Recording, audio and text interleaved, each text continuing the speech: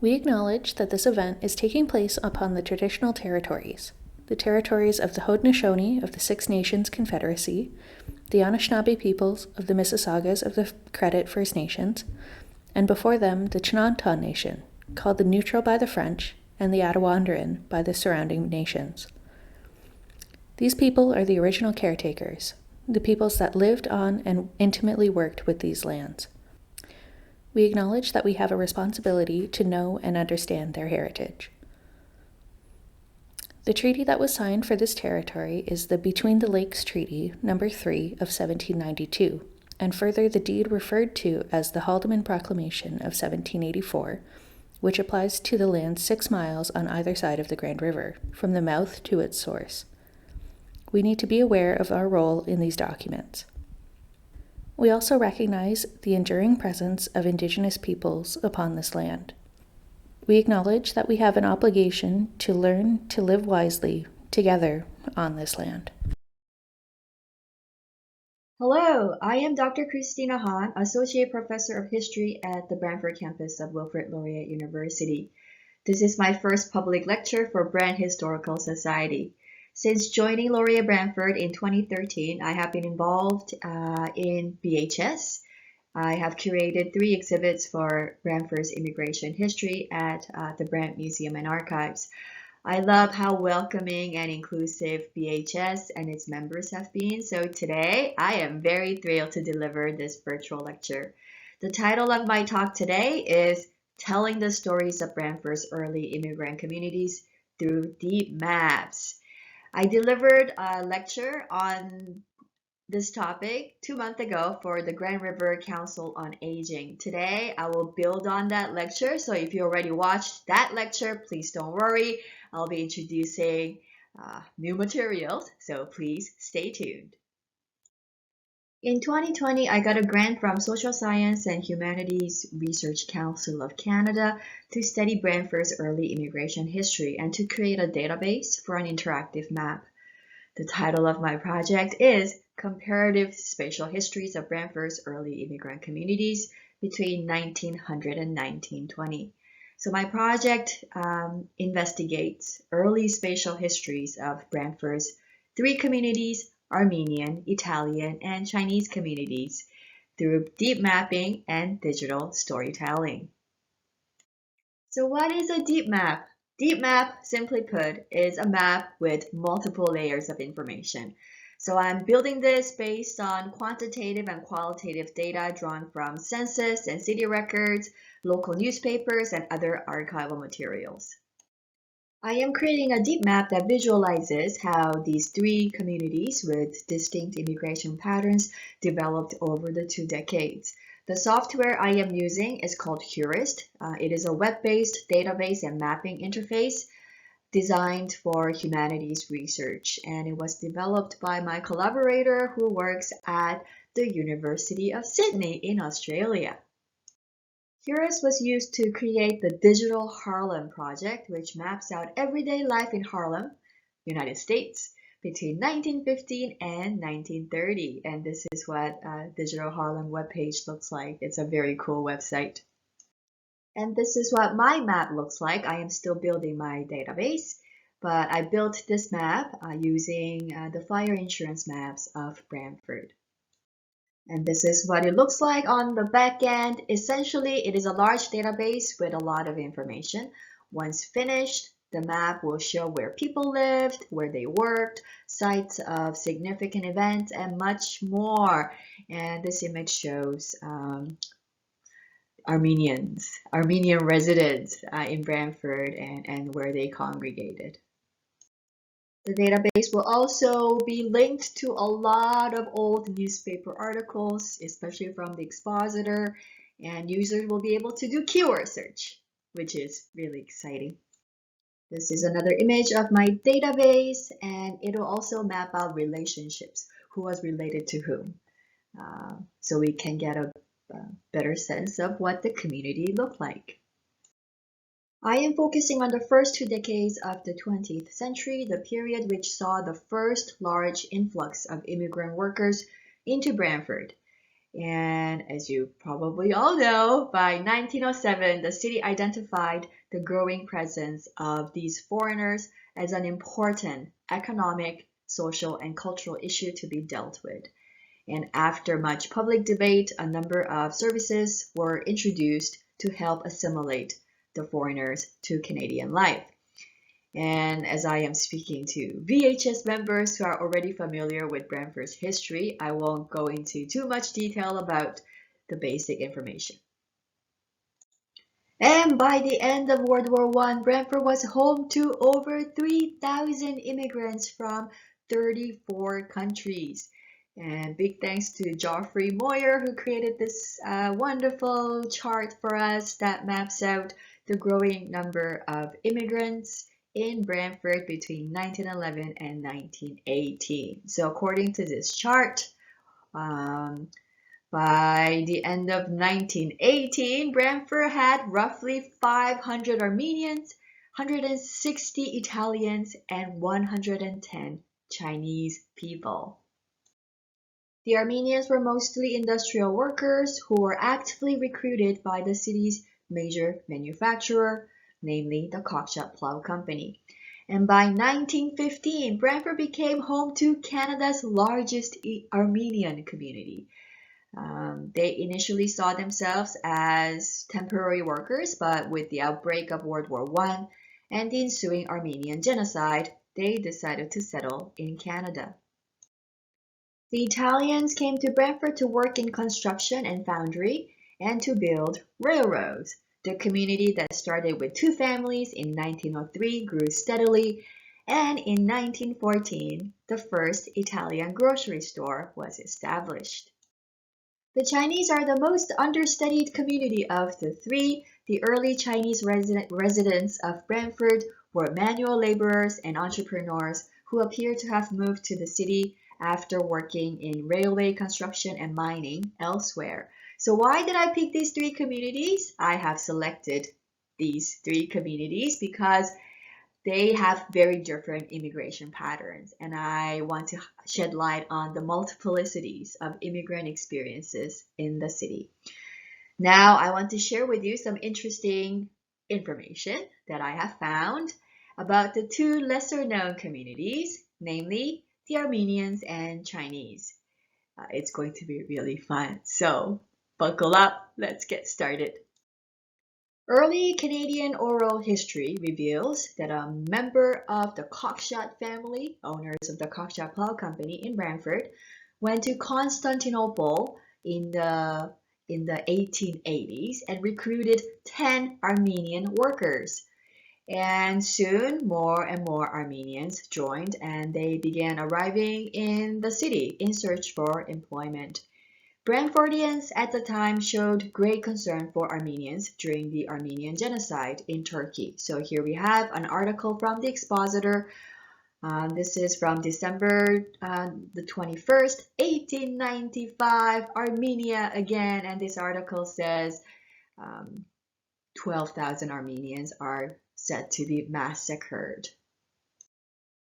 Many people in Brantford began fundraising to help Armenians. Churches also contributed to help Armenian Christians. So on the left, we see an article from the Expositor from 1896 that lists the number of donors who contributed towards Armenian Relief Fund. Brant Avenue Church hosted children's entertainment for the relief of the Armenian sufferers. Admission was 10 cents. Some Armenian students and clergy came to Brantford to give lectures on the terrible massacres in their homeland. Reverend George Fillion was one of those people. He was a refugee and clergyman who gave a lecture at Brantford's Wycliffe Hall in 1898. Something I find interesting, rather strange in this article is that, this is what it says, the lecture gave graphic descriptions of horrible massacres which transpired recently. And what was the audience's reaction to this? The audience were delighted.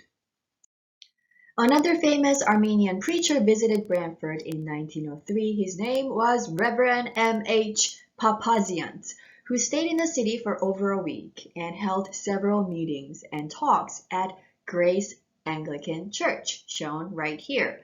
He met with local Armenians and talked about the massacres back home and how they could help those who are suffering. Revd Papasians was a well-known advocate for Armenian cause, and I found this New York Times article that he wrote in 1901, entitled Appeal for Christian Armenia. Besides people from Armenia, guess what else came to Brantford? Rugs. Rugs also came from Turkey, and Brantfordians loved them. Take a look at the Expositor article from 1901 that advertises Great Rug Exhibition on Thursday. It says, exhibition of fine Oriental rugs purchased from the agents of a large house in Constantinople, manufactured by Kurds, when they can spare time enough from massacring the Armenians to make them.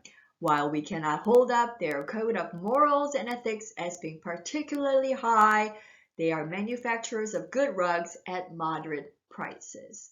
So this is probably what those rugs look like. In 1903, there was an auction, Oriental Rug Auction, held in Brantford. And this ad says, Turkish and Persian rugs, East India draperies, Armenian embroidery, and the auction was held at 55 Colborne Street. Do you know where 55 Colborne Street is now? Right here! This is overlooking the hill, right? On the other side, you see the casino. So that is 55 Colborne Street, where the Oriental Rug Auction was held in 1903. Early Armenians in Brantford had access to education. This article from 1902 shows that they attended a technical school in Brantford. The article tells us that their education was paid for by who? The late Ignatius Cockshut. So again, we see the connection between the Cockshut Plough Company and the Armenian community in Brantford. Indeed, a lot of Armenians were coming to Brantford. This article from 1906, again, the Expositor, shows that many Armenians are coming to this city. The article says 75 Armenians will shortly sail in a few weeks to arrive in Brantford in early spring. The article says that these people are relatives of Armenians already working in Brantford, and that the majority of Armenians in Brantford have steady work, making sufficient income. But of course, not all Armenian workers were treated fairly, and this led to labor strikes.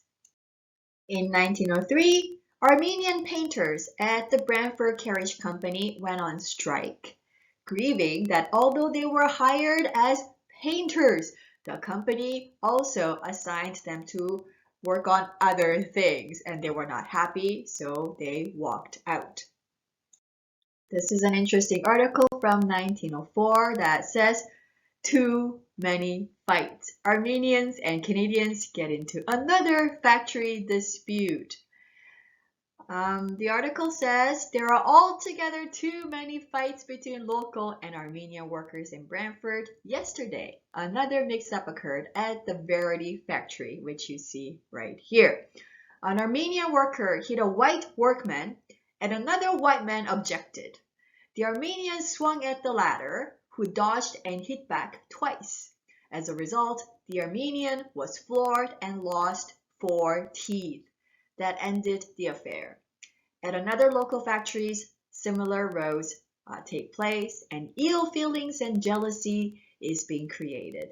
Some means will have to be adopted to keep peace in industrial circles. So there were lots of conflicts. There were also lots of accidents and injuries and even death. This article from 1904 says an Armenian workman was badly scalded at the Watrous Engine Works. This accident from 1906 sounds particularly painful. Early last night, An Armenian employed at the malleable iron works had a painful accident. He was pouring molten iron and got a splash of it on the top of his hand. The metal burned right in and seared the flesh clean to bone. The injured man had his hand bound up and was able to walk home, accompanied by a companion.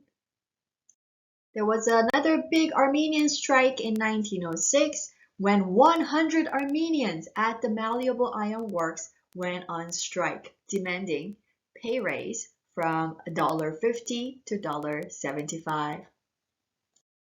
But not everything was so gloomy. Armenians were generous givers when it came to supporting fellow Canadian workers. This article from 1906 shows that there was a Canadian employee at the Pratt and Letchwork Company who suffered a sad loss in his family. The article says Armenian workers there gave generously and contributed to a fund of $103. That's a lot of money. Now to some fun story. An Armenian bakery opened in the city in 1905. And this is what the expositor said. An Armenian bakery, the Eastern and Western, has been started at 126 Market Street, where Armenian, Italian, French, Russian, and Canadian makes of bread can be had at the lowest prices prevailing in Brantford. Test European baking and help a deserving people along by patronizing this bakery.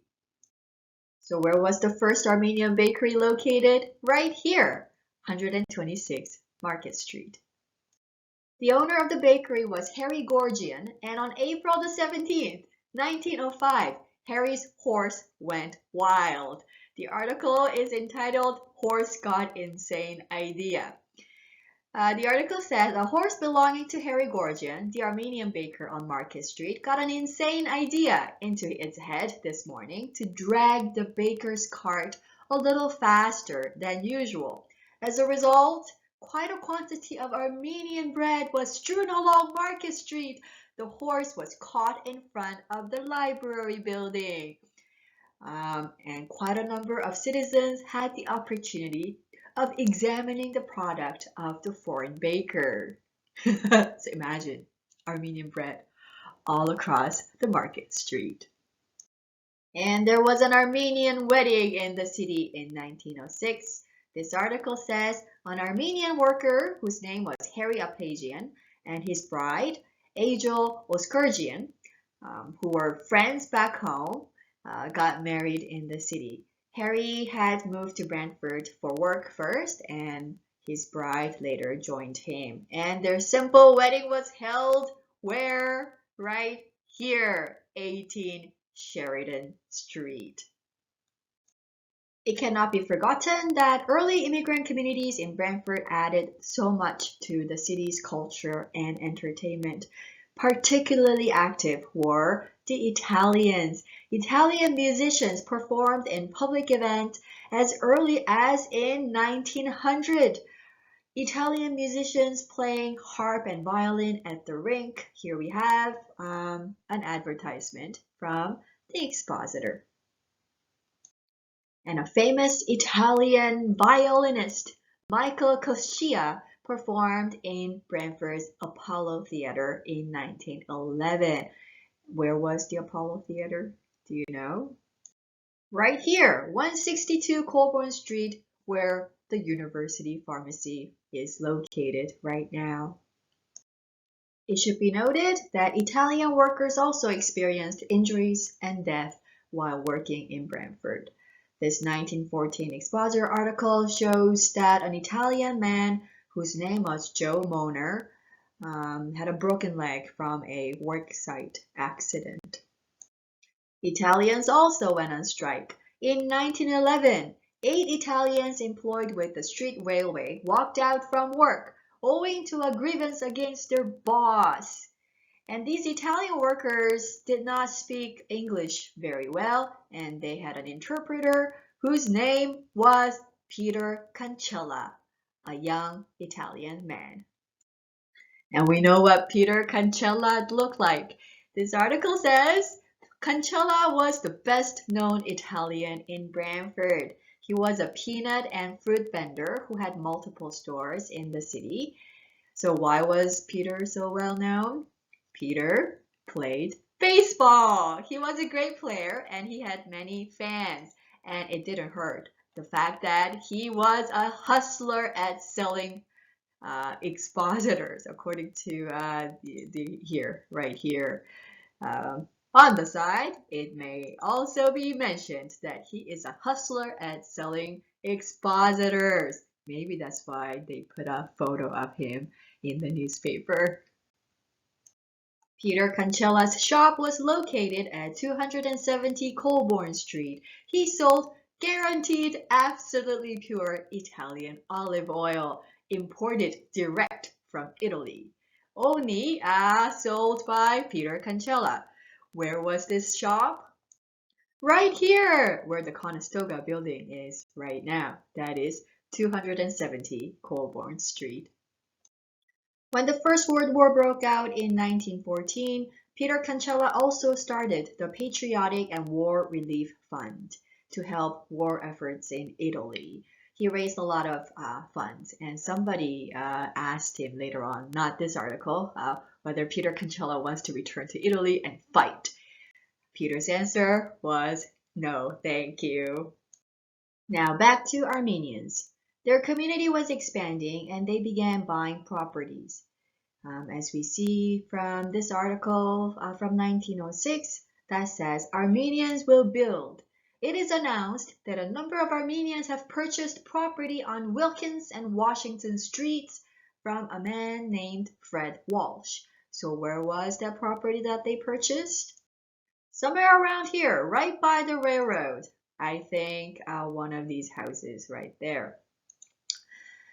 The article says it is the intention to build a large house on the property and use it as a home for as many of their nationality as they can.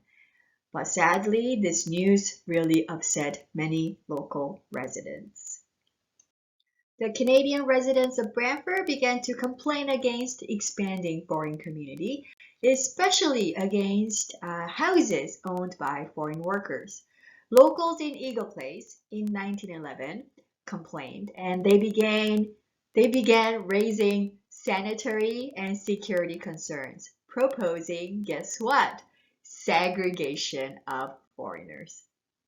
Soon their proposal for segregation was presented at the City Council on June the 13th, 1911.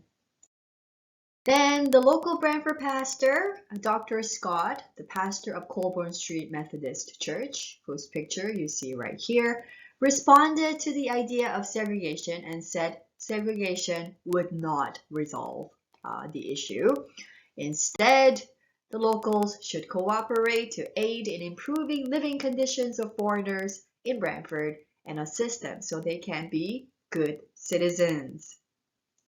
Eventually, the city decided that segregation was not possible nor desirable, and instead they would start a campaign for improving conditions among the foreigners.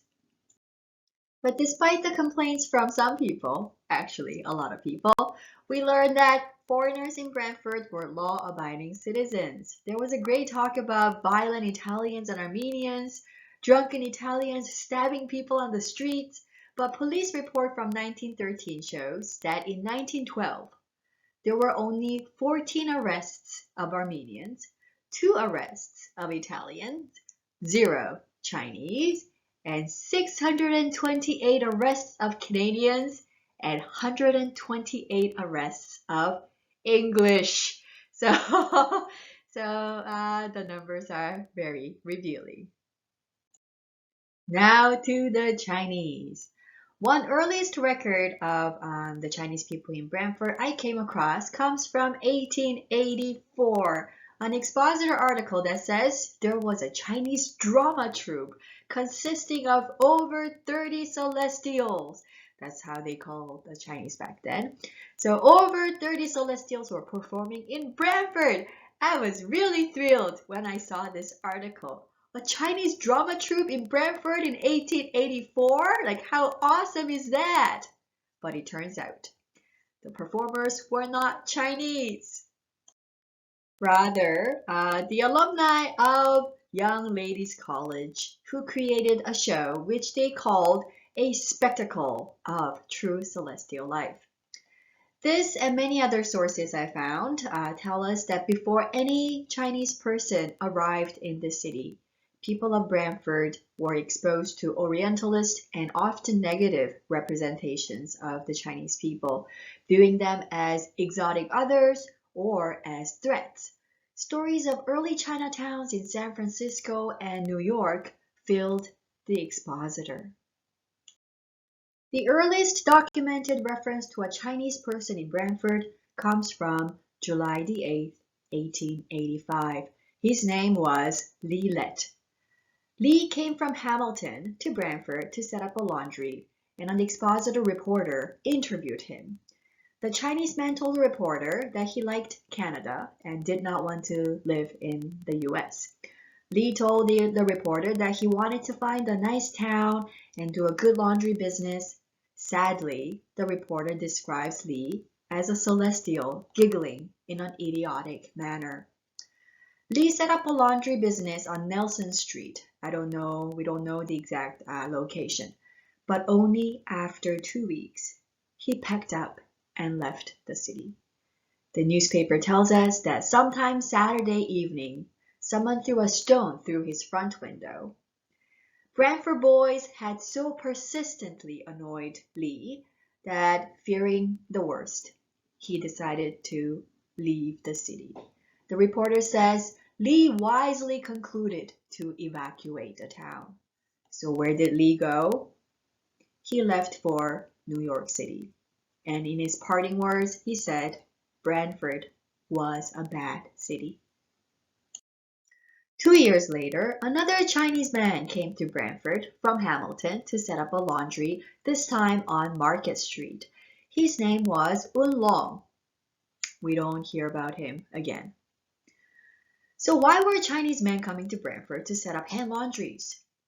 Chinese migrants in Canada faced greater challenges than their European counterparts due to racism and policies. I'm sure you've heard about the head tax, which was exclusively given to the Chinese people. Right? They set up hand laundries because after they built the Canadian Pacific Railway, they were hired to do domestic labor, including washing and cooking. Even factories were not hiring them. Hand laundries were labor intensive and required little investment. In Canada, the Chinese laundries first appeared in the western part of Canada, in cities like Victoria and Vancouver. Take a look at this cover page of the Canadian Illustrated News from 1879. It shows a Chinese laundryman and the Chinese business here. It says Chi Long Washing and Ironing, and the cover says the Heathen Chinese in British Columbia. Basically saying that the Chinese have to go. Take a look at this photo of a Chinese laundry in Vancouver from 1884. This is a very rare example where you see the whole family, because not many people could actually bring their family to Canada. In 1892, this is a very important date, April the 11th, 1892, 2 Chinese men in Brantford applied to be naturalized as British subjects. Their names were Li Chong and Quan Yu. The application was made through Mr. M. T. Muir, and the judge gave them an order for the naturalization of the Chinese gentlemen in Brantford for the first time. And 5 years after their naturalization, one of the 2 men, Li Chong, set up the first successful Chinese laundry in Brantford, which he bravely called the Chinese Laundry. It was at 153 Dalhousie Street. And the business started on January the 30th, 1897. This advertisement from the Expositor says, We do the best work in the city on shirts, colors, cuffs, etc. Yeah, call at any address and delivery every day. However, again, facing prejudice, Lee on February the 4th, 1897, that is like 4 days after the business opened, published a notice to the public asking them to throw prejudices to the dogs and try the laundry for the best work in the city. So where was 153 Dalhousie Street? Where was the laundry located? Right here in the docking area of Laurier's One Market. Across the street from Laurier's Research and Academic Center, where my office is. In fact, I see the docking area from my office window. So why did Lee write such a notice? There were many negative views about the Chinese and Chinese laundries in Canada, as this 1906 Expositor article shows. The title says, Chinese Laundries Menace to Health. And this article includes criticisms made by the National Laundry Journal. They didn't want the Chinese opening all these hand laundries across Canada. The image of Chinese laundryman became a caricature and appeared in newspapers, like in this advertisement from 1916. The ad has nothing to do with the Chinese laundry, but we see a picture of a Chinese man, washing clothes. Despite these negative criticisms, Chinese laundry in Brantford continued to grow in number because many Brantfordians used their services. An advertisement for electric washer in 1920 says, 12 Chinese laundries in Brantford have installed 1,900 cataract electric washers. Why? So there were at least 12 Chinese laundries in Brantford. Many Chinese also opened restaurants in Brantford, and this is one of the earliest ones. Boston Chinese Cafe on 47 Colborne Street, established in 1907. So 47 Colborne was right here. That's where the Boston Chinese Cafe was located. Of course, there is no building at the moment, but as you can see, this is to the right of Laurier Brantford YMCA. Boston Chinese Cafe became a very successful business in Brantford, and soon they opened their second location at 113 Colborne Street. And notice this ad here, the proprietor, the owner, was a man named Dick Marr. Did they serve Chinese food? Later on they did, but they mostly served non-Chinese food. They served Western food, seafood, and steak. So take a look at this ad from 1915. What do you want? A good steak for lunch? Come to the Boston Chinese Cafe. And their second location, 113 Colborne Street, is right here, well, where Laurier Brantford YMCA is located right now. For a really long time, I have been looking for the photos, images of early Chinese residents of Brantford, but I have not been successful until yesterday. So if you're watching this video right now, you are very lucky indeed. Would you like to know what Dick Marr looked like? There we go! My research assistant, Nicole, found the image for me, and she was so thrilled when she found it, so she texted me. Chinese restaurant on Colborne Street lately opened, and what you're looking at here is the entrance or the front window of the 47 location. And the article says, what shall your order be? Chop suey or baked beans? No matter what you desire, these chaps can furnish it in approved style. They are the proprietors of the Boston Cafe and are probably the best looking and the most intelligent Chinaman in the city. So on the left, you see Dick Marr. On the right, you see Richard Marr. In fact, by 1913, Dick Marr was recognized as one of the most accomplished entrepreneurs in the city of Brantford, and the Expositor even included his bio. And although we don't have the pictures of what the interior of the cafes look like, This article does a really good job describing what it looked like. So I am going to read this bio for you. It is really fun. The restaurant at 113 Colborne Street, presided by Digmar, has won a reputation for being the leader of its line in Brantford. The beautifully kept mirrors, the scrupulously dainty linen, the excellent furnishings all betoken a cafe of the superior sort into which a citizen may take a friend from the greater cities with an air of pride, and the cuisine is in keeping with the furnishings and the appointments. Mr. Marr, the proprietor, takes proper pride to his buying abilities, and as soon as an article is on the market, it has a place on the menu card at his restaurant. The staff of chefs is admirably chosen, only those of thorough ability and dependence being engaged. Elegantly appointed private dining rooms and tea rooms for ladies are popular features of the place.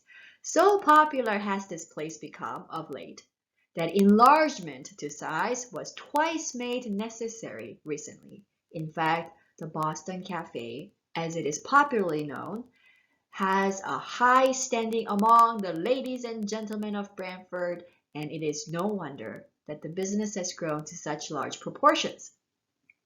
One might well imagine that in a high-grade restaurant such as this, the prices charged would be high-grade too, but this is not the case. It is a popular priced restaurant in the true meaning of the words. Mr. Marr is highly regarded among the businessmen of Brantford. He is active, energetic, thoroughly trustworthy, and a good citizen. What an accomplishment! And this was in 1913. Maybe the interior looked something like this. This is New York City's famous Chinese restaurant, Port Arthur Restaurant, from around the same time period. This was a fine dining place, as was the Boston Chinese Cafe. Digmar also served the Chinese community in Brantford as an interpreter. For example, when a Chinese man, Jim Lee, brother of King Lee, the laundryman, was struck by a car outside his brother's laundry at 262 Colborne Street, which is this convenience store right there, and was seriously injured. Mr. Marr took him to the hospital and helped talk to the police to press a charge against the drunken driver who hit him. We are told that Jim Lee, the one who was involved in the accident, was an intelligent Chinese man and a master mason. He was a mason, and we didn't have a lot of people like him. So it's great to hear that we had a Chinese mason in the city. But again, to be fair, local Chinese people also caused some car accidents too. In 1917, a local Chinese man who just purchased his car and was not an experienced driver yet, pushed gas instead of the brakes and ran into a shop. No one was hurt, but the car was badly damaged. But the beginnings of Chinese cafes in Brantford were not all that glorious. For example, in 1909, when a local Chinese restaurant owner, Harry Chong, married Nora O'Loughlin, an Irish girl, this became a sensational local news. Nora was a young Irish vagrant who had known Harry before. Nora was arrested by the local police for vagrancy and didn't have a place to go to. She was ordered to go to jail. And that's when Harry reached out to her and married her at the police station. The news traveled far beyond Brantford, and here we have an article in Windsor Star from 1909 that talks about Nora and Harry's wedding. The news blamed both Nora and Harry, a vagrant Irish girl in Brantford, right, marrying a Chinese restaurant owner. This wasn't meant to be. And they even blamed the minister who did the wedding for them. It should be noted that most Chinese people living in Brantford were men because they were not allowed to bring their families. And they were also Christians, according to census records. The story of Harry and Nora is a good example of all the prejudice and discrimination that was going on against white women who were in relationship with Chinese men. A lot of hurtful words were said about white women working at Chinese laundry or Chinese restaurants. And trades and labor associations, they try to stop that, as in this article from 1913, which shows "Will Stop a Menace. Employment of white girls by Chinese taken up at Ottawa." Just so that we get a larger historical perspective, Hollywood movies such as Fu Manchu, I don't know if any of you watch this. These are horror movies about an evil Chinese man, played by Christopher Lee, who uses magic to seduce and kill white girls. And these movies were on screen until the 1960s. For example, The Brides of Fu Manchu was released in 1966. That is really late. And racial jokes about Chinese laborers appeared on the Expositor. For example, this one from 1914 says that there was a Chinese railway worker out west whose contractor owed him a bonus. When the Chinese man approached the contractor, he was told, "Come around Friday." The Chinese man replied, "Next Friday?" The contractor replied, "No, the Friday after the Judgment Day." Later, more and more Chinese laundries and restaurants were established in Brantford. Some iconic ones include the Patricia Cafe, established in 1919. And we have a very nice photo of the cafe. Look, it says Patricia Cafe right there. The address was 113 Dalhousie Street. And this building right here, right now we have the bubble tea place here. This is where the Patricia Cafe used to be. And Henry and Nellie Wong were the owners of the cafe. Sadly, we don't have photos of Henry and Nellie Wong. But a few weeks ago, Nathan, the curator of Brent Museum and Archives and my good friend, he sent me this email.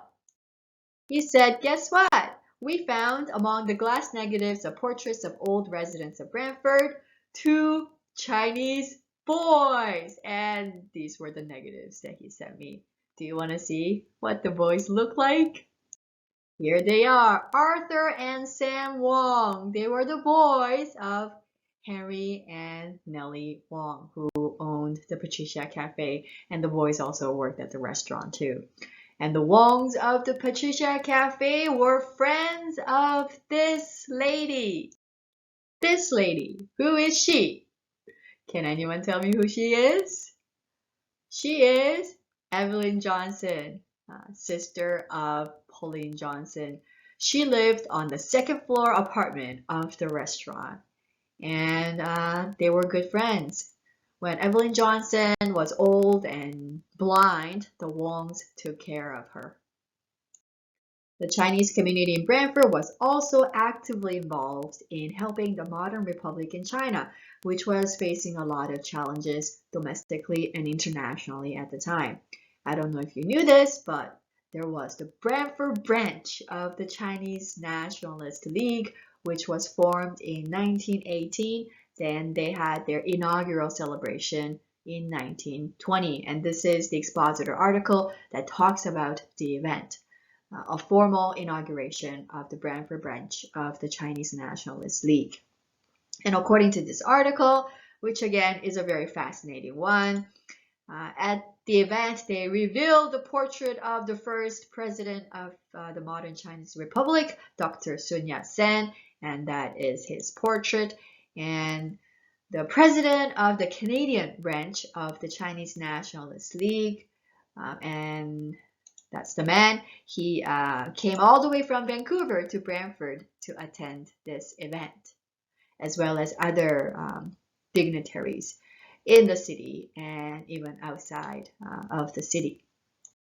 The honored guests of the event included Senator William Proudfoot, who was a counsel for the Chinese Nationalist League in Brantford, as well as W.G. Raymond and Judge Arthur Hardy. They also attended this event and the banquet that followed the event.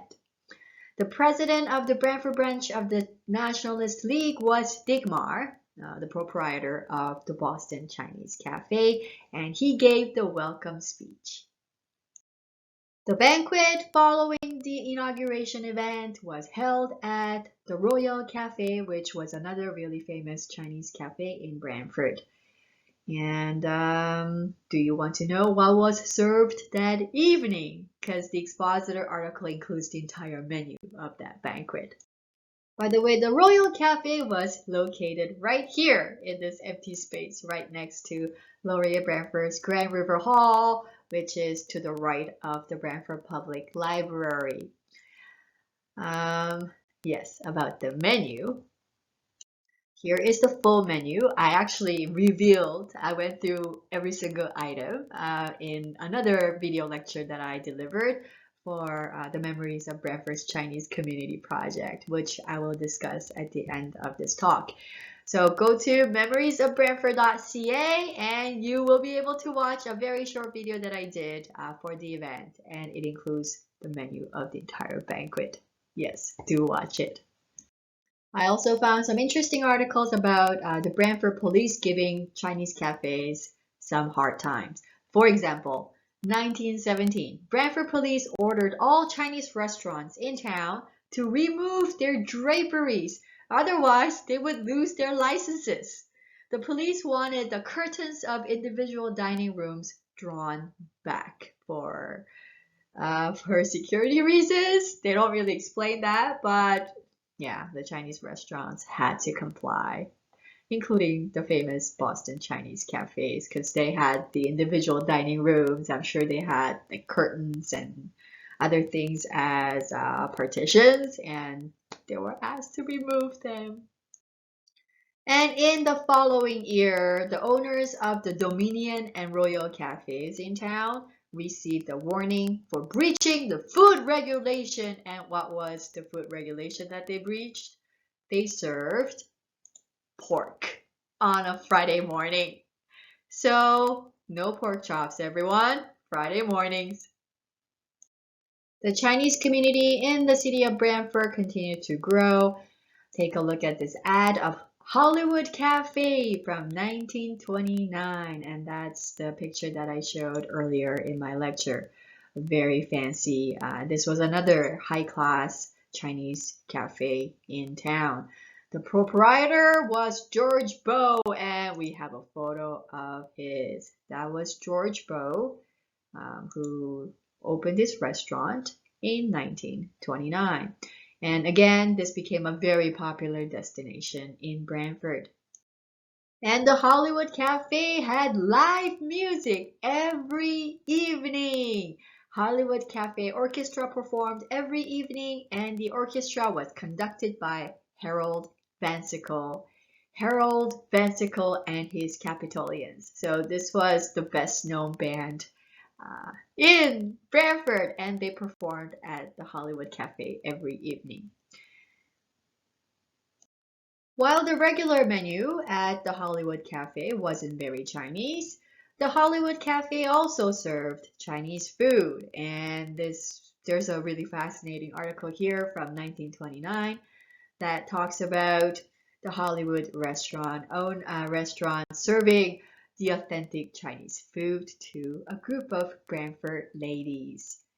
And the article says that the title is Intriguing Chinese Dishes Were Enjoyed. And I'm going to read the whole article to you because it is fun, and I'm going to show you some pictures of food as well. The article says, ladies interested in menu at unique Oriental banquet last night. The ladies, and scarcely less so the men, who were guests at the novel Chinese banquet given by Mr. George Bow at the Hollywood Cafe last evening, were intrigued and delighted at the strange Chinese dishes that comprised the entire menu, And a further distinct Oriental note was added in the fact that the guests of both Eastern and Western races used only chopsticks to eat their meal. To which Dr. Doi Xie, so they even had an honored speaker that night, and that is him, Dr. Doi Xie. Where's my pointer? Right here. He was a very famous scholar who is an author of many, many books on China, and he gave a talk there, the guest of honor, and Dr. Xie said chopsticks are symbols of peace, whereas Western knives and forks were reminiscent of war. The event, on account of which appears elsewhere, was unusual in Brantford, and the citizens who accepted of Chinese hospitality will not soon forget a delightful occasion, or this delightful occasion. The menu, while strange to most, was delicious, and it may be that some Brantford wives will shortly experiment in the culinary art after the Chinese fashion. The awkwardness attendant upon the initial use of chopsticks was soon forgotten, and many were quite proficient in their use before the last of the several courses. Included in the bill of fare were bird's nest soup, Nanking duck, Chinese crystal chicken a la George Beau. I don't know what George Beau's style was, but I just found a picture of Chinese crystal chicken. Braised French mushrooms, dragon's eyes and Chinese mandarins. So this is a popular dessert dish in China that's made from dragon's eyes and Chinese mandarins. And oranges and lychees. Notice no chicken balls, no deep fried things. Everything is healthy, and yes, no fortune cookies yet, but lots of fruits and vegetables. And finally, real Chinese tea without milk or sugar. This was revolutionary. Tea without milk or sugar. The article continues. Some of the ingredients were specially shipped from China, and much time was needed for the preparation of the meal. So well balanced was the diet that no one noticed until the meal was all over that the occidental necessities of bread and butter and pepper and salt had been entirely missing from the table. What a lovely article. I just love it so much. So Brantford folks came a long way from driving the first Chinese laundryman away from eating authentic Chinese food using chopsticks and even drinking tea without milk or sugar. Even entertainment came a long way. Remember the spectacle of Celestial Life put together by the alumni of the Young Ladies College in 1920. Real Chinese entertainers performed in Brantford's Temple Theatre, and they were the Canton Trio. Canton Trio, where are you? Right there, the Canton Trio. The article says, the mysteries of the Orient were unfolded to the patrons of the Temple Theatre yesterday afternoon and last evening by the Canton Trio, 3 Chinese musicians and athletes. Fire breathing, conjuring, delicate balancing, and paper rolling were among the stunts that they performed. The Canton Trio performed actually all across Canada and also in the US. And they were 2 men and 1 woman doing stunts and juggling. And maybe they looked something like this. Chinese jugglers performing in 1928. So this is not from Brantford, but there were Chinese entertainers performing all across the West during this time. And the Canton Trio visited Brantford in 1920. These stories of Brantford's early immigrants have not been known to many people, so it's been a very meaningful and fun journey to rediscover these stories and to share them with everyone, especially with you, members of BHS. More interesting stories about Brantford's Chinese community will be told at our upcoming Memories of Brantford's Chinese Community event. We just had our preview event in March. The main event will be held on the 22nd of October this fall, and it'll include live theater exhibit, which will be curated by me, food, music, and a lecture that I will deliver. It's going to be fun, and there are so many more interesting stories that I want to share with you. Unfortunately, this is just a short lecture. I hope to see you all there, and thank you for watching my lecture. I hope you had fun. If you have any questions, feel free to reach out to me. My email is chan@wlu.ca. Thank you, everyone. Have a wonderful day.